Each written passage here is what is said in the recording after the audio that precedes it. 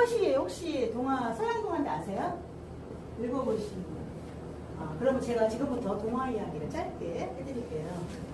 핑크대양 컷이는 핑크색을 너무 좋아하는 거예요. 그래서 세상에 자기 나라 모든 거를 다 핑크색으로, 태어나는 새끼까지도 다 염색을 해야 돼요. 핑크색으로. 그런데 바꾸지 못한 한 가지가 있었어요. 뭘까요? 하늘이었어요. 하늘은 어떻게 자기가 바꿀 수가 없는 거예요. 그래서 스승님한테 가서 난 저 하늘도 다 분홍으로 바꾸고 싶은데 어떻게 하면 좋겠냐 그랬더니 이 스승님은 생각을 하다가 안경을 하나 줬어요. 그 다음에 보니까 다 핑크색인 거예요. 너무 행복한 거예요. 자기가 좋아하는 핑크색이니까. 그 안경은 핑크 렌즈로 만든 거예요. 그 후로는 백성들은 그 누구도 염색을 하지 않아도 되고 핑크색으로 바꾸지 않아도 왕은 핑크색 렌즈를 끼고 세상을 보니까 모두가 다 핑크니까 자기가 좋아하는 핑크니까 만족을 하고 그렇게 했다는 서양 동화예요. 무엇을 말하는 걸까요? 나만의 안경이 다 모두가 있다는 거죠. 나만의 프레임이, 나만의 잣대가, 내가 살아오면서 내가 형성되고 내가 사고하고 이런 프레임으로 세상을 바라보는 거죠. 남도 바라보고 남편도 바라보고 아이도 바라보고. 내가 분홍색을 좋아하면 다 분홍색으로 보고 싶은 거고 내가 하늘색을 좋아하면 다 하늘색을 보고 싶은 거예요. 자, 남편하고 트러블이 있어. 남편은 분홍 안경이야. 그리고 나는 하늘색 안경이야. 한번 바꿔 껴보는 거죠. 그러면 나의 프레임으로 바라보던 그게 역지사지로 상대방의 프레임으로 바라보면 이해가 될 수 있는 부분도 많다는 거고 그 부분이 아이들도 마찬가지라는 거죠. 자, 아빠 프레임이 있고 엄마 프레임이 있고 아이의 프레임이 있어요. 프레임은 고정관념, 사고, 이념, 학문, 인종차별, 돈, 외모, 명예, 기타 등 이런 모든 것이 내가 살아오면서 형성된 것들을 프레임이라고 그러거든요. 그 다음 조명효과.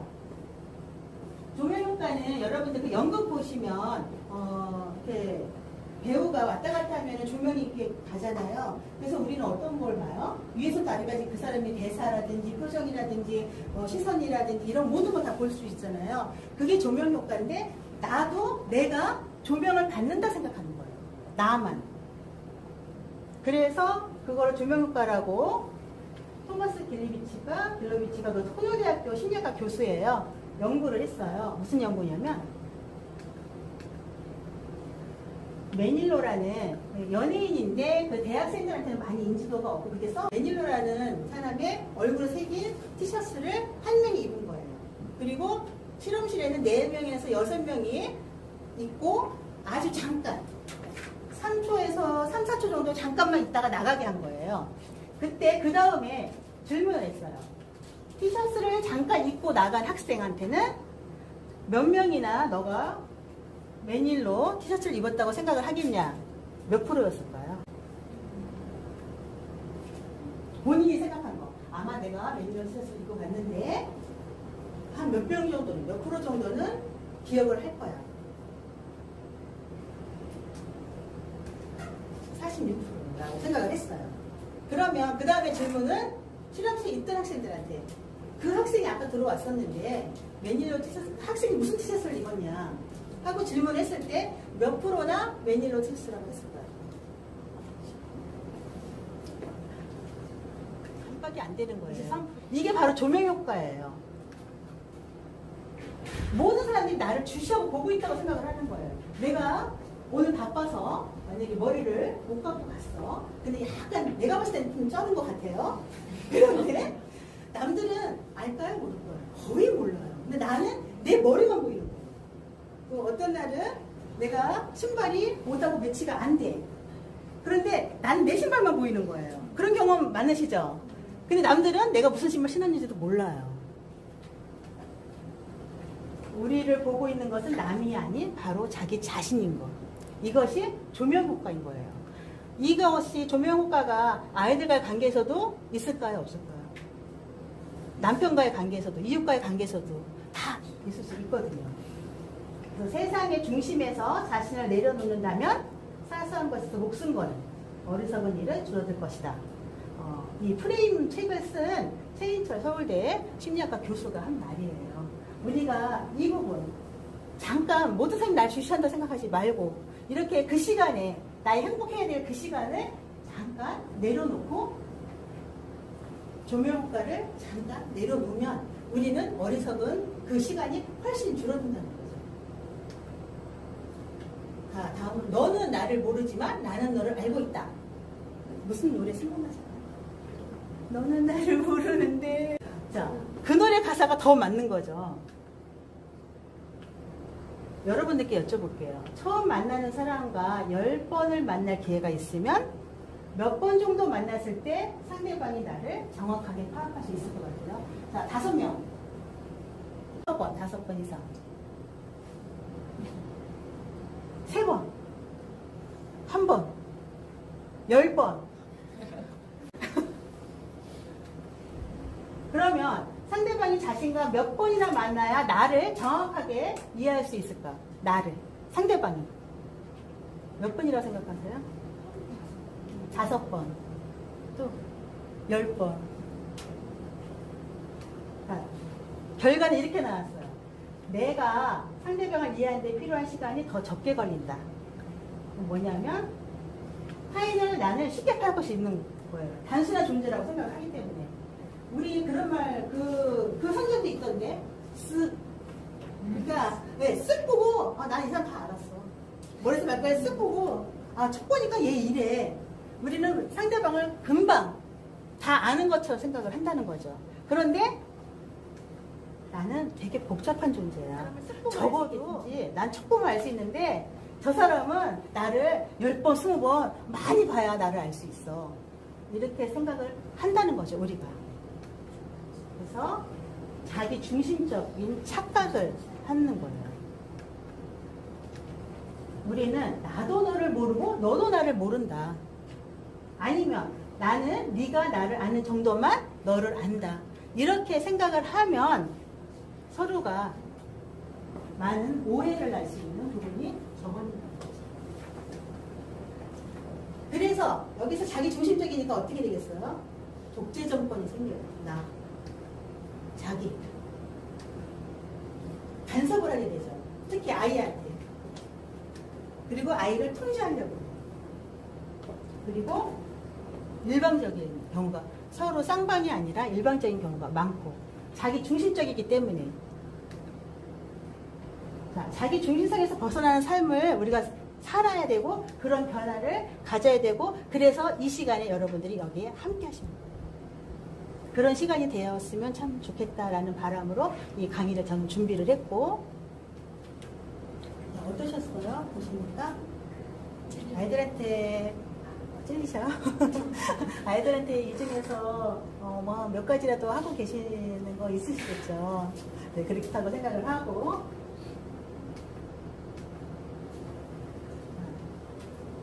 우리는 그 아이들이 부모의 삶을 살아가나요?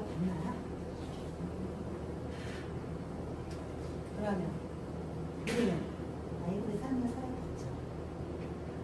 아이가 이제 3살.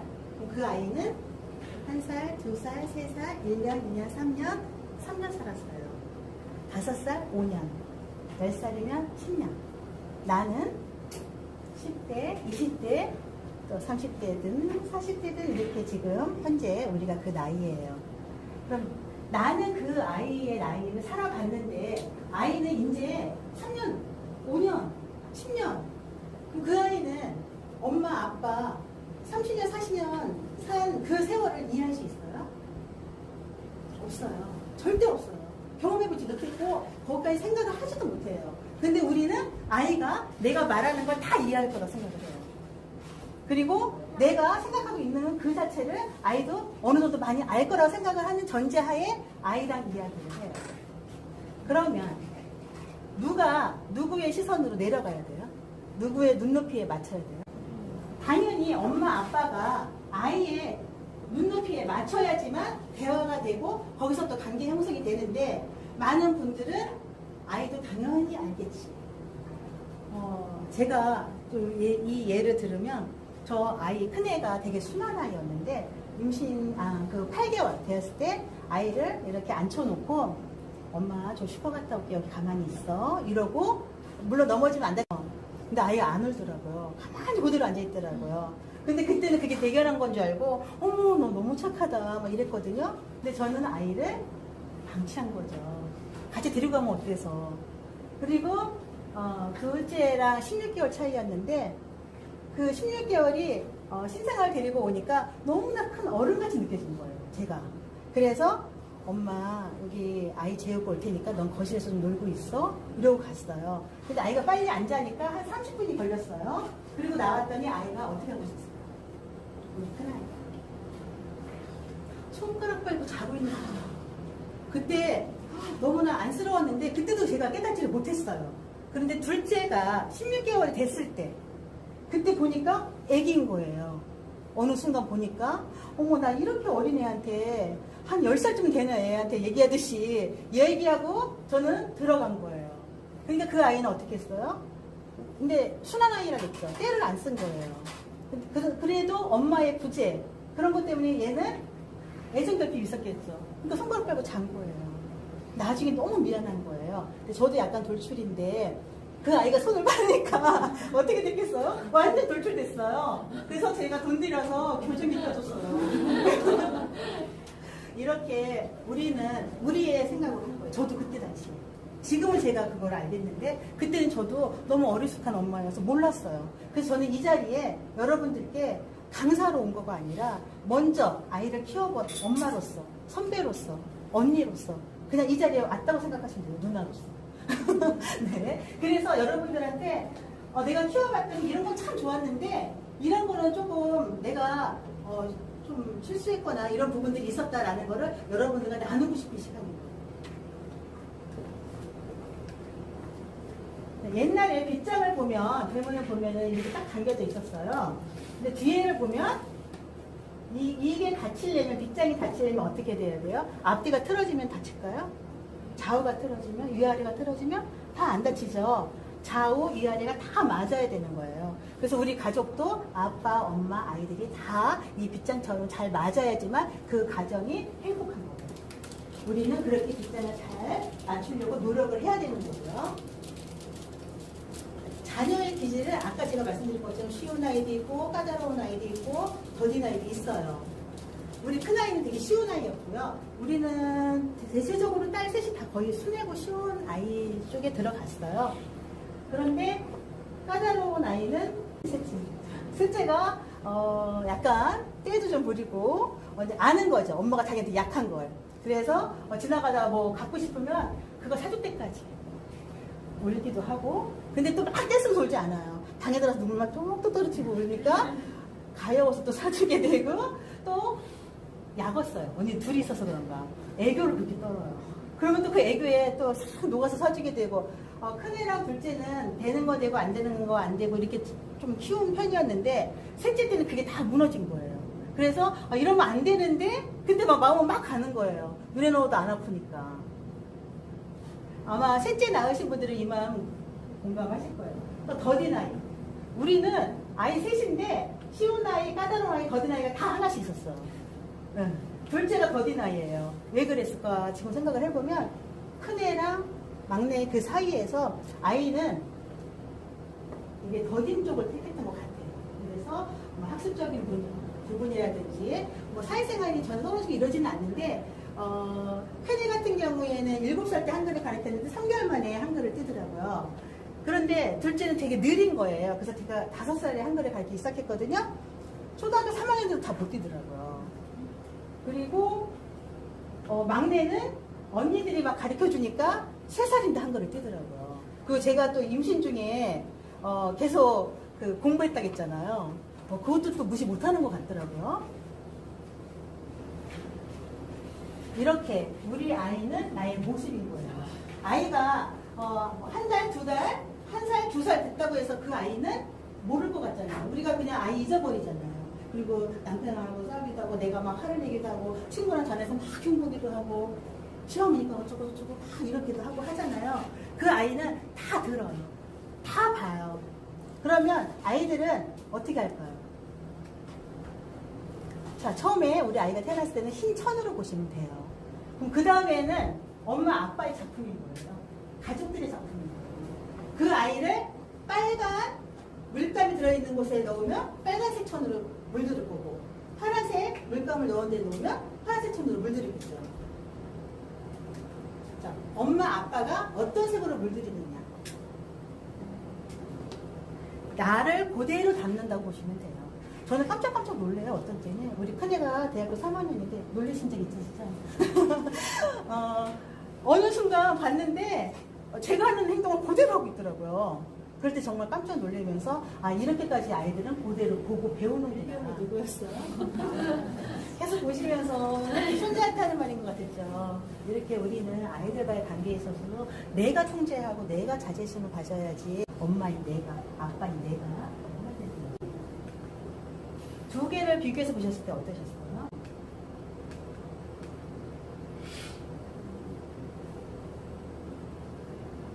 하지만 우리도 충분히 좋은 어머니가 될 수 있습니다. 충분히 좋은 아버지가 될 수 있고요.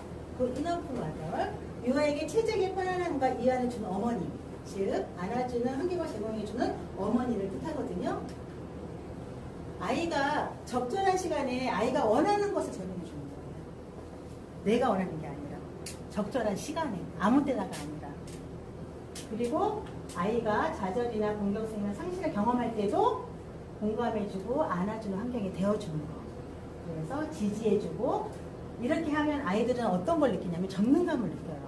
전지전능하신 하느님 이해하시죠? 그런 것처럼 나는 뭐든지 할 수 있어 라는 전능감을 느끼게 되거든요. 어렸을 때부터 이렇게 키워준 아이는 자존감이 높아지겠죠. 그래서 이제는 부모 인성교육인 거예요. 우리가 생각할 때 인성교육은 아이들이나 청소년들한테 국한되어 있는 부분이 많다고 생각을 하잖아요. 하지만 인성교육은 태어나서부터 죽을 때까지. 나이가 들면서 내 얼굴에 책임을 져야 된다는 말이 바로 이 말이고요. 어떤 분들은 나이 들으셨는데 되게 개팍하다는 소리 들을 때 있잖아요. 이런 걸 보면 꾸준하게 성찰을 하면서 인성을 그런 거죠. 우리는 지금 이 순간부터 나의 인성과 성찰을 계속하면서 평생 인성교육은 내가 해야 되고 내가 맡아야 된다. 그렇게 생각을 하셨으면 좋겠습니다. 소크라테스는 자신이 모른다는 것을 아는 지식, 무지를 인정하는 용기 있는 태도, 그게 인성의 출발이라고 했고요. 소크라테스는 사람 됨됨이의 변화를 목표로 하는 것이 인성 교육이라고 했어요. 하다가 보면 어떤 때는 똑같은 행동 내가 또 할 때 있어요. 좌절하지 마시고 그럴 때 나 또 나의 약한 모습 나왔구나. 그리고 또 연습하시면 되는 거예요. 그래서 자꾸 습관을 하다 보면 처음에는 하나밖에 안 됐던 것이 시간이 지나면 3개가 되고 3개가 5개가 되고 10개가 되고 그래서 나도 계속 평생 인성 공부를 해야겠구나.